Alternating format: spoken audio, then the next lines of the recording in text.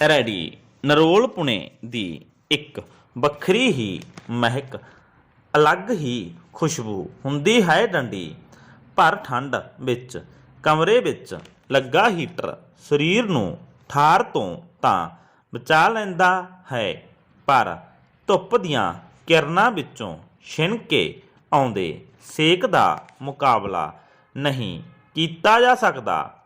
ਡੰਡੀ ਮਹਾਨਗਰਾਂ ਅਤੇ ਵੱਡੇ ਸ਼ਹਿਰਾਂ ਵਿੱਚ ਅਕਸਰ ਛੋਟੇ ਸ਼ਹਿਰਾਂ ਦੀ ਮੌਲਿਕਤਾ ਗੁੰਮ ਹੀ ਹੋ ਗਈ ਜਾਪਦੀ ਹੈ। ਜਿਵੇਂ ਤੇਜ਼ ਰਫ਼ਤਾਰ ਜ਼ਿੰਦਗੀ ਦੀ ਧਾਰ ਉਸ ਤੋਂ ਬਰਦਾਸ਼ਤ ਨਾ ਹੁੰਦੀ ਹੋਵੇ। ਪਰ ਇਸੇ ਮਾਹੌਲ ਵਿੱਚ ਕਦੇ-ਕਦੇ ਅਚਨਚੇਤ ਹੀ ਜਦ ਇਸ ਨਾਲ ਟਾਕਰਾ ਹੋ ਜਾਂਦਾ ਹੈ ਤਾਂ ਲੱਗਦਾ ਹੈ ਇਹੀ ਤਾਂ ਉਹ ਸ਼ੈ ਸੀ ਜਿਸ ਨੂੰ ਮੈਂ ਇੰਨੇ ਚਿਰ ਤੋਂ ਟੋਲ ਰਹੀ ਸੀ। ਡੰਡੀ ਕੁਝ ਦਿਨ ਪਹਿਲਾਂ ਇੱਕ ਕਾਨਫਰੰਸ ਵਿੱਚ ਕੁਝ ਅਜਨਬੀਆਂ ਨਾਲ ਰਾਬਤਾ ਹੋਇਆ। ਡੰਡੀ ਅੰਗਰੇਜ਼ੀ ਅਤੇ ਹਿੰਦੀ ਜ਼ਬਾਨਾਂ ਦੇ ਰਲੇ ਮਿਲੇ ਮਾਹੌਲ ਵਿੱਚ ਕੰਨਾਂ ਵਿੱਚ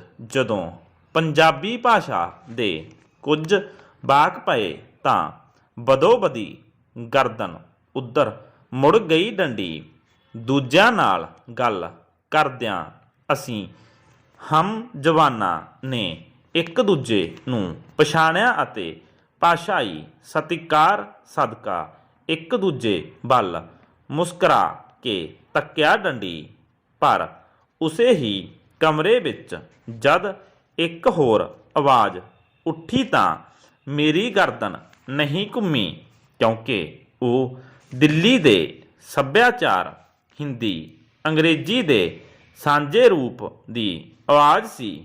ਪਰ ਇਸ ਆਵਾਜ਼ ਦੀ ਪੰਜਾਬੀ ਭਾਸ਼ਾ ਨਾਲ ਜੁੜੀ ਸਾਂਝ ਨੂੰ ਮੈਥੋਂ ਅਣਗੌਲਿਆ ਨਹੀਂ ਗਿਆ। ਡੰਡੀ ਲੱਗਾ ਜ਼ਬਾਨ ਕੋਈ ਵੀ ਬੋਲੀ ਬੋਲ ਰਹੀ ਹੋਵੇ, ਪਰ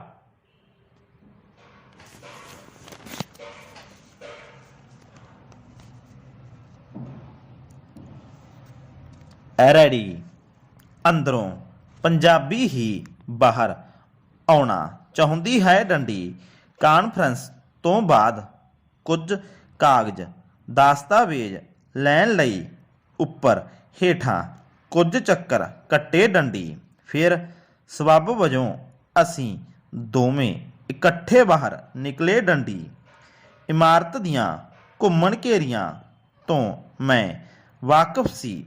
ਉਹ ਨਹੀਂ। ਡੰਡੀ ਤਾਂ ਉਹ ਮੇਰੇ ਨਾਲ ਹੀ ਤੁਰ ਪਿਆ। ਡੰਡੀ ਉਸ ਦੀ ਪੰਜਾਬੀ ਨਾਲ ਸਾਂਝ ਨੂੰ ਪਛਾਣਦਿਆਂ ਮੈਂ ਪੰਜਾਬੀ ਵਿੱਚ ਹੀ ਪੁੱਛਿਆ, ਤੁਸੀਂ ਕਿੱਥੋਂ? ਪ੍ਰਸ਼ਨ ਚਿੰਨ੍ਹ ਪਟਿਆਲਿਓਂ। ਡੰਡੀ ਉਸਨੇ ਉਸੇ ਹੀ ਵਿਸ਼ਵਾਸ ਅਤੇ ਸਾਂਝ ਦੇ ਨਾਲ ਗੱਲ ਅੱਗੇ ਤੋਰਦਿਆਂ ਜਵਾਬ ਦਿੱਤਾ। ਡੰਡੀ ਮੈਂ ਦਿਮਾਗ ਉੱਤੇ ਜ਼ੋਰ ਪਾ ਕੇ ਵਟਸਐਪ ਗਰੁੱਪ ਉੱਤੇ ਪਏ ਕਾਨਫਰੰਸ ਵਿੱਚ ਆਉਣ ਵਾਲਿਆਂ ਅਤੇ ਸੰਸਥਾਵਾਂ ਦਾ ਨਾਂ ਚੇਤੇ ਕਰਦਿਆਂ ਉਸ ਨੂੰ ਸਵਾਲੀਆ ਨਿਸ਼ਾਨ ਨਾਲ ਪੁੱਛਿਆ, ਕਰਨ?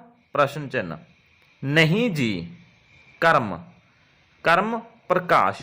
ਡੰਡੀ ਦਰਅਸਲ ਉਸ ਦੇ ਅਦਾਰੇ ਤੋਂ ਆਉਣ ਵਾਲੀ ਪੱਤਰਕਾਰ ਮੇਰੀ ਵਾਕਿਫ ਸੀ। ਡੰਡੀ ਉਸ ਦੇ ਹੋਰ ਰੁਝੇਵਿਆਂ ਕਾਰਨ ਉਸ ਦੀ ਥਾਂ ਮੈਂ ਕਰਮ ਕਾਨਫਰੰਸ ਵਿੱਚ ਆਇਆ ਸੀ। ਡੰਡੀ ਇਹ ਸਾਡੀ ਪਹਿਲੀ ਮੁਲਾਕਾਤ ਸੀ। ਡੰਡੀ ਉਸ ਦੀ ਤੋਰ ਵੀ ਬੇਫਿਕਰੀ ਦੱਸਦੀ ਸੀ ਕਿ ਹਾਲੇ ਜ਼ਿੰਦਗੀ ਦੇ ਸਫ਼ਰ ਦਾ ਆਗਾਜ਼ ਹੀ ਕੀਤਾ ਹੈ। ਡੰਡੀ ਕੁਝ ਦੇਰ ਦੀ ਹੋਰ ਗੱਲਬਾਤ ਨੇ ਮੇਰੀ ਇਸ ਸੋਚ ਉੱਤੇ ਮੋਹਰ ਲਾ ਦਿੱਤੀ ਅਤੇ ਮਨ ਹੀ ਮਨ ਮੈਨੂੰ ਆਪਣੀ ਨਜ਼ਰ ਦੀ ਪਕਿਆਈ ਉੱਤੇ ਥੋੜ੍ਹਾ ਫਖਰ ਜਿਹਾ ਮਹਿਸੂਸ ਹੋਇਆ। ਡੰਡੀ ਇਹ ਉਸ ਦੀ ਪਹਿਲੀ ਨੌਕਰੀ ਸੀ ਅਤੇ 3 ਸਾਲ ਪਟਿਆਲਾ ਵਿੱਚ